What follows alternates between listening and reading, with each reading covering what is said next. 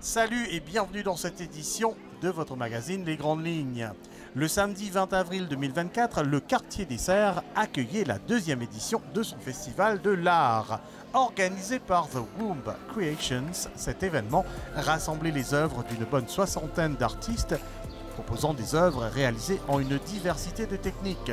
L'objectif du festival était de donner de la visibilité à des artistes au parcours différents, avec un accent spécial sur les artistes émergents. Les visiteurs et amateurs d'art étaient fidèles au rendez-vous pour un moment de partage sous le signe de l'art. Rencontre avec Natacha Boudou, organisatrice de l'événement, et quelques artistes qui nous parlent de cette journée. Par rapport à l'année dernière, c'est qu'ils m'ont gagné cette année pour la deuxième édition. Donc, m'ont gagné énormément de nouveaux artistes qui jamais été exposés. Donc, c'est l'occasion pour eux pour venir faire découvrir ce l'art au grand public parce que l'entrée est gratuite et surtout la serre. Donc, nous au milieu de la serre qui est dans un environnement extrêmement important pour moi qui est la nature. En tant qu'artiste du recyclage, donc mon envie de réunir plusieurs artistes différents pour nous capables sensibiliser aussi au niveau du recyclage, pour nous montrer comment l'art capable est dans cette diversité, mais qui nous tous nous capables de réunir ensemble sous un seul toit pendant une journée.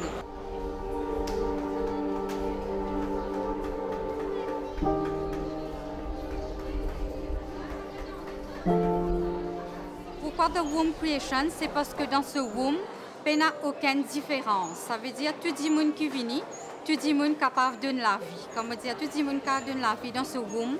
Ça veut dire qu'il y a un homme, il y a une femme, et peu importe notre culture, notre diversité, donc nous sommes toujours présents là, dans The Womb pour nous capables de créer. Donc chacun d'entre les artistes, tout le monde qui vient dans ce womb, vous êtes ressorti avec une création, avec sa propre création. Des fois, je viens, je n'ai pas sa confiance là encore pour dire non, je fais juste des petites affaires ou un petit bout de papier. Mais c'est ça, des petites affaires ou un petit bout de papier là qui peut venir un tableau et un plus grand tableau et voilà. Donc, The Womb pour moi, c'est vraiment l'endroit de venir créer.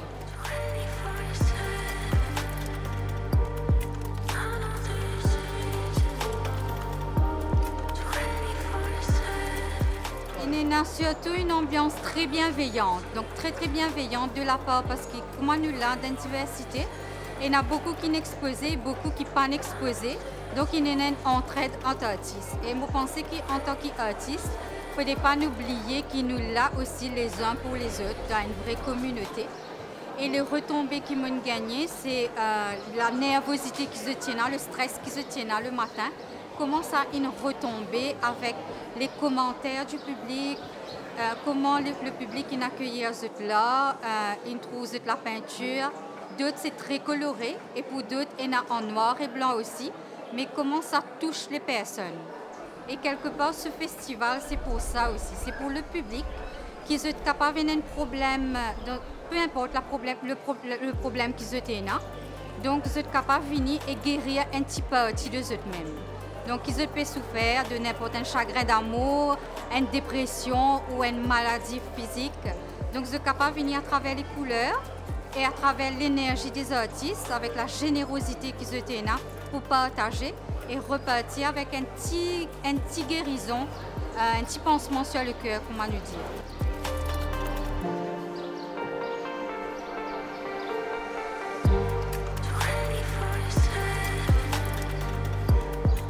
On travaille beaucoup avec, on travaille avec tout ce qui est le recyclage. Donc plastique, carton et tout ce qui est recyclage. On fait beaucoup d'ateliers avec les enfants et les adolescents. Donc pourquoi mon envie d'exposer les œuvres, pour me montrer que tous les déchets qu'ils ont habitués, moi habitué sensibiliser, pas jeter, à dire maman et papa, pas jeter de bouteilles. Voilà ce qu'ils nous capables de faire. Donc c'est pourquoi on expose ces œuvres à qui faire avec carton, du fil, avec des bouchons, avec du plastique pour me montrer eux qui, au lieu de jeter, nous capables de créer. Et qu'ils sont même un artiste de demain, ils commencent à sensibiliser les parents. Donc c'est vraiment l'inverse. Nous avons l'éducation bien sûr que les parents donnent aux enfants, mais les enfants aussi, ils ont énormément de choses à apprendre aux grandes personnes, aux plus grands, allons dire ça.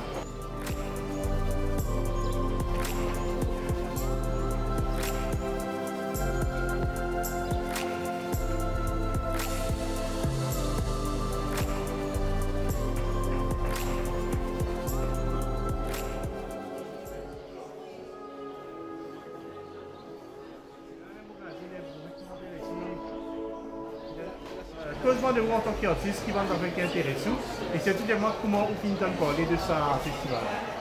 En fait, en tant qu'artiste, il y a beaucoup d'affaires qui, dans la vie d'un artiste qui poussent à créer.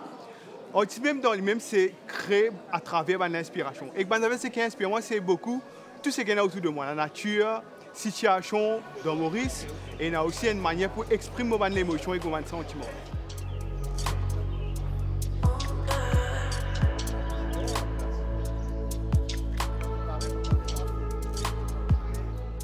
Qui vous peut proposer un peu un petit guide de tout bande peinture qui vous peut proposer? En fait, dans mon bande peinture, aujourd'hui, vous êtes capable de trouver les plus un côté, les plus colorful. Il y a plusieurs couleurs qui m'ont servi là-dedans. Et aussi, je mets en avant ça côté la femme, en fait, représente la féminité qui était dans la société, et surtout la valeur de la femme. Et aussi, quand vous regardez bien, vous trouvez dans cette table-là, après, dans l'autre tableau, avec dans ce grand tableau-là, donc là, on donne l'emphase la culture et aussi l'identité africaine qui est là ici dans la société de l'île Maurice.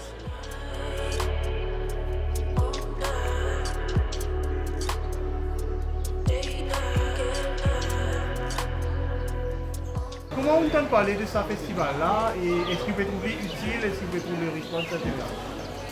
Pour commencer, je fais ce festival de l'or là à travers les réseaux sociaux. En fait, vous pensez que ça va une plateforme là, il est important, surtout le festival. Moi, vous finissez découvrir ça à travers les réseaux sociaux. Et moi, je suis franc, dans Maurice, bien bizarre cette plateforme là, parce qu'il y a beaucoup d'artistes dans Maurice qui créent, mais je ne pas connaître que ça se pour exposer, que ça se montre dans une œuvre. Une jolie œuvre qui se dénonce, ça risque d'être éclat à travers les réseaux sociaux. Ce n'est pas besoin de sortir à la gazette ou bien à dans les place de gagner direct dans le portable, bien dans le computer. Et ça intéresse pour être capable d'exposer un chef-d'œuvre.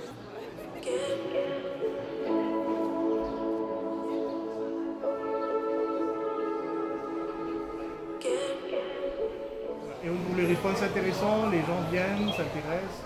Ouais, mais intéressant. Il n'est pas intéressant si tu as un côté clientèle, mais intéressant quand nous sommes avec les autres artistes. Un artiste qui est capable de partager de l'expérience, partager de la technique et partager de l'information. Ça fait là c'est qu'appelle partage, c'est important. Un artiste est bien capable de partager. Pas juste sur un tableau, sur l'inspiration, sur une création, mais aussi sur le vécu et aussi sur l'expérience qu'il peut gagner à travers cette création.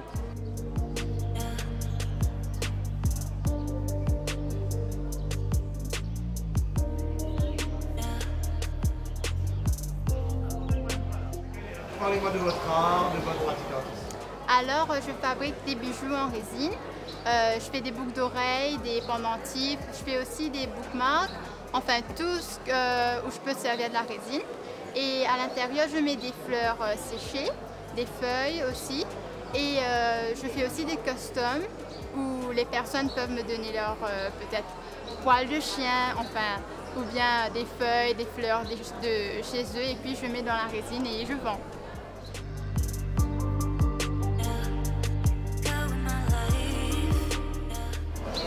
Alors, comment vous avez entendu parler du festival, de cette deuxième édition du Festival de l'Art? Et voilà, et comment vous trouvez justement, est-ce que c'est intéressant? Alors, c'est l'ami de mon copain qui a organisé tout ça. Et puis, j'ai eu une table et je me suis dit, pourquoi pas venir exposer mes créations ici. Et vous trouvez que justement le public est au rendez-vous? Oui, je vois beaucoup d'intéressés et je me dis que ce style intéresse beaucoup des gens qui aiment des trucs simples avec des fleurs.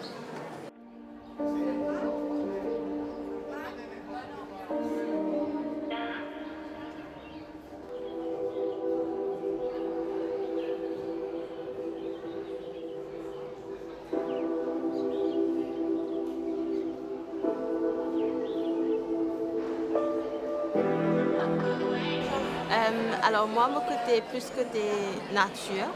Je commence là depuis longtemps, mais malheureusement, je me suis délaissée un petit peu. Mais après, c'est un truc qui me rattrape moi au fur et à mesure. En fait. Je ne peux pas me laisser tomber. Et grâce à cette exposition-là, Je réussis à l'occasion comme si pour remettre moi dedans. Et pour cette collection, je me laisse inspirée par une plante qui s'appelle le Monstera, qui m'en allie beaucoup dans mon jardin en fait. Et c'est ça qui m'inspire moi pour faire sa collection là. Et le tout est entièrement artisanal, donc tout est fait à la main, que ce soit les canevas, sur le bois, ou même la couture, les tote bags et tout. Donc c'est vraiment fait main, fait maison, en fait, tout ce qui est artisanal en fait.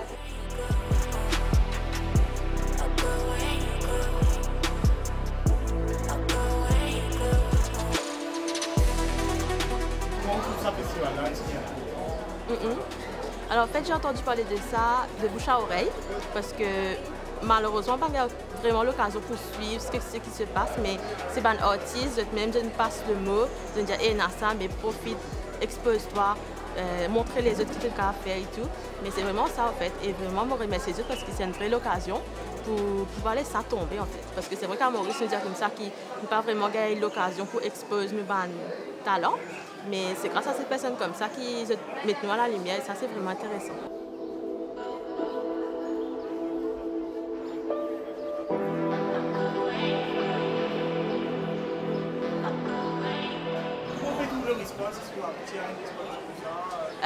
Pour être franche, c'est la première fois que je vivais ça en fait. Donc stress là, là parce que j'ai pas l'habitude.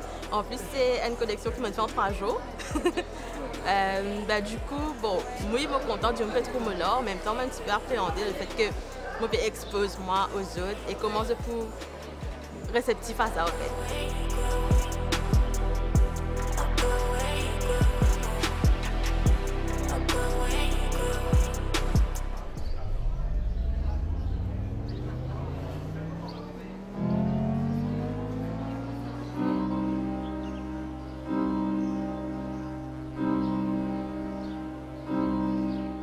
Mélissa, voilà, cette année, voilà, vous êtes ici dans ce festival en tant qu'artiste. Voilà, qu'est-ce qui a un peu été le déclic à cette participation? Alors, moi, c'est la première fois que je participe à un festival de l'art. Et j'ai voulu mettre en avant et montrer toutes mes œuvres. J'ai essayé au cours du temps de faire plusieurs techniques. Et là, ça me passionne beaucoup. J'aime aussi beaucoup ce que les autres font. J'apprécie énormément les œuvres des autres personnes qui sont spécialement là aujourd'hui, mais sinon partout dans le monde. C'est plus une passion que j'ai voulu exprimer à travers mes œuvres.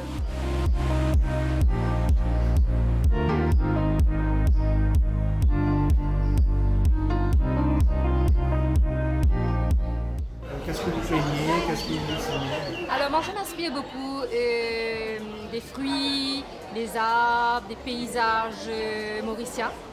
Je trouve qu'on a de belles couleurs dans notre nature et j'aime bien mettre en avant ces couleurs et aussi les fruits qui sont des fruits exceptionnels.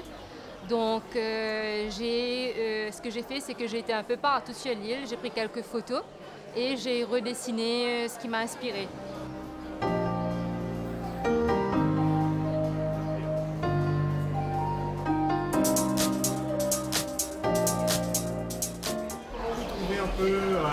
L'ambiance de cette édition qui est la deuxième.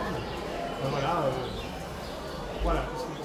Alors moi j'aime beaucoup la journée. Je trouve qu'il y a beaucoup de talent et j'aime beaucoup aussi la diversification, c'est-à-dire qu'il y a plusieurs techniques, il y a plusieurs styles de peinture et puis voilà, je trouve qu'il y a différents artistes aussi, pas seulement de la peinture, il y a des sculptures, il y a plein de choses et je trouve que c'est super intéressant cette journée et je remercie d'ailleurs Womb Creations qui a organisé ça et me donné la chance de pouvoir participer aujourd'hui. Deuxième édition réussie semble-t-il pour le Festival de l'art du quartier des Serres qui prouve que l'art reste un médium de partage et de rencontre de choix pour les Mauriciens.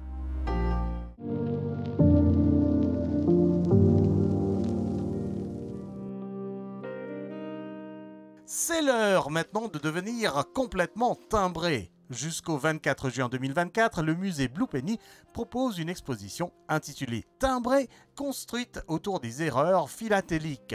Loin de critiquer, cette manifestation culturelle se veut amusante et informative. Elle met en lumière ces petites anomalies qui ont su échapper à la mécanique des émissions des timbres poste. L'initiative est une collaboration entre le philatéliste Alan Lan Yamfoon et le musée Blue Penny qui abrite justement deux des timbres les plus cotés du monde. Autour de cette collection, on retrouve aussi des œuvres d'artistes locaux faisant référence à notre iconographie postale. Parmi ces artistes, Dipa Bohadour, Ravi Bikari, Feu Jean-Claude Bessac, Ismet Ganti et James Castell. Je suis un passionné des thèmes, donc surtout des thèmes de Maurice.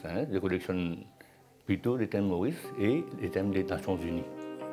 Je suis dans des clubs, dans des sociétés philatéliques. Un beau jour, j'ai réalisé qu'il y a pas mal, j'appelle ça, pas vraiment des erreurs, des anomalies, des manquements, par exemple.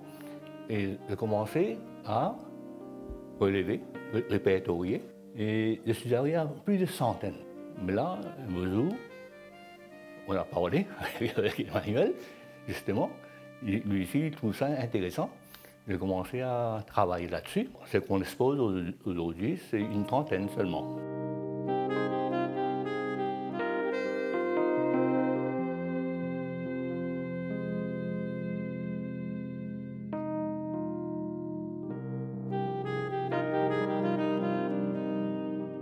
L'idée de l'expo, c'était aussi un point de vue philosophique, c'est-à-dire quel est le statut de l'erreur.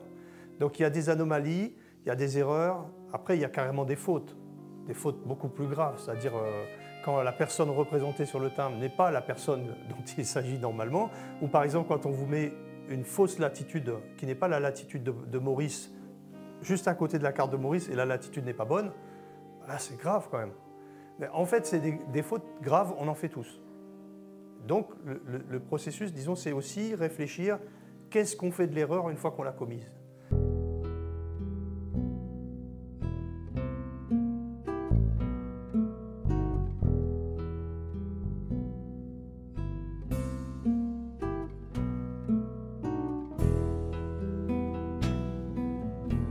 En même temps, ça rappelle un peu, je sais pas, l'être humain au sein de tout ce processus. Prend de la conception à l'émission. Mais moi, franchement, je pense que... Moi aussi, j'ai déjà été au STEM Advisory Committee, STEM Committee à l'époque. Bon, mais toutes ces techniques-là, c'est plutôt, ça incombe à la poste. Peut-être des techniciens, je ne sais pas. Je ne dirais pas que c'est pas bien formé, mais il ne fait que copier. Par exemple, il y a une erreur là, enfin, il y a un manquement là, il ne fait que ça continue. Je vais vous donner un exemple flagrant encore. Au contraire, hier même, j'ai en train de regarder ce thème. En 2011, Birth Centenary of Sir Jean Atuen. Birth Centenary. Mais sur les thèmes, il y a seulement ça. Birth Centenary, mais il n'y a pas de date. Quelle date ça? On ne sait pas.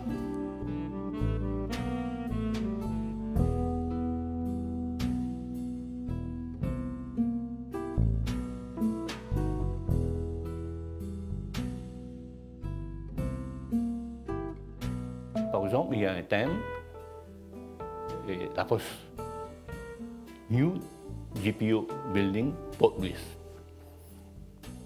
mais qui n'existe pas. On écrit l'histoire.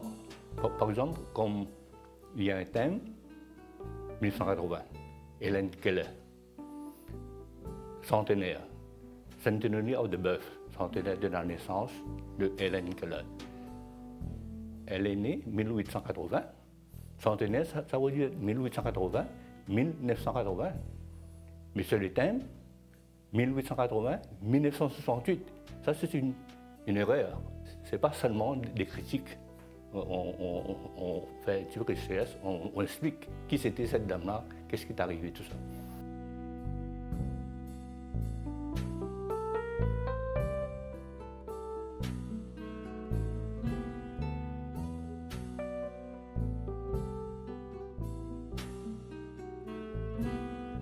Donc il y a aussi une mise en contexte. Il y a plusieurs artistes qui ont contribué divers éléments à cette exposition à l'époque. Alors parlez-moi de cela.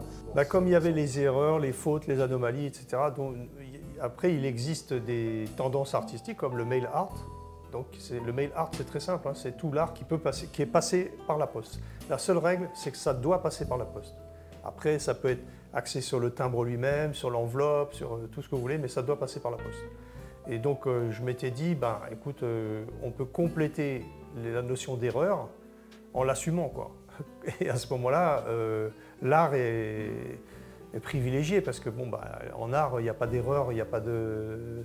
On fait ce qu'on veut, on est libre. Donc à ce moment, j'ai contacté des artistes qui ont fait des œuvres qui ne sont pas passées par la poste, donc ce n'est pas du mail art, mais qui sont des vraies œuvres de Ismet Ganti, de Deepa Boadour, il y a Ravi Bikari et Raya Winters. Il y a aussi des Mauriciens qui ont joué le jeu du mail art, comme James Castell, qui m'a envoyé des tas d'enveloppes depuis Rodrigue. Et donc il y a des tas de possibilités, hein, de Li Yin aussi, qui a fait un petit tableau admirable, et puis Jean-Claude Bessac, on avait déjà des tableaux, donc bon, voilà quoi.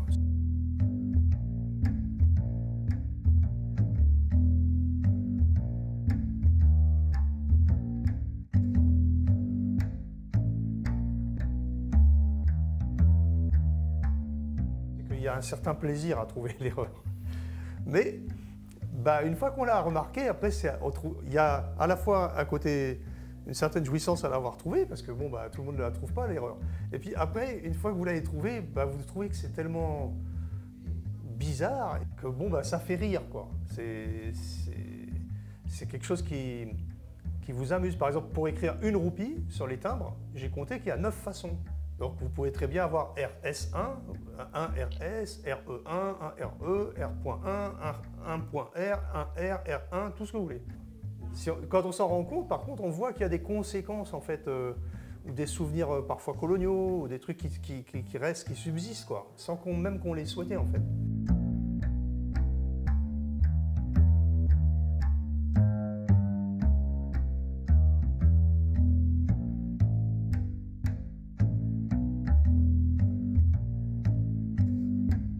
C'est intéressant que cette exposition se tienne au Blue Penny Museum. On a appris dans l'enfance que, voilà, que ces timbres étaient célèbres parce qu'il y avait, voilà, c'était dû à des erreurs postaux, à un moment donné, post-office, post-paid, etc. Qu'en est-il? Est-ce que, voilà. Ouais, c'est souvent. C'est un peu l'explication. C'est vraiment typique, puisque, en fait, là où il y a une erreur, là où les gens croient qu'il y a une erreur, il n'y en a pas. C'est-à-dire, les gens croient qu'ils valent très cher parce que donc, Joseph Osman Barnard, soi-disant, s'était trompé en écrivant post-office à la place de post-paid, qui viennent dans la série d'après. Donc la première série qui vaut très très cher, il a écrit post-office. Puis après, il a mis post-paid. Donc les gens disent, bah oui, c'est parce qu'il avait fait une erreur, donc il s'est corrigé. Donc après, ça c'est né dans les années 1920, où il y avait un critique, philatéliste, M. Brunel, qui avait décrété ça. Mais en fait, c'est complètement faux. La meilleure preuve, c'est que le premier timbre américain, à l'effigie de Benjamin Franklin, eh ben, il a écrit en toutes lettres post-office. Par contre, quand on dit, bah, par exemple, Blue Penny Museum, ou à Maurice, tout le monde dit Blue Penny, mais en fait, le bleu, le timbre bleu, il est 2 pence. Il n'est pas 1 penny. Le 1 penny, c'est le rouge.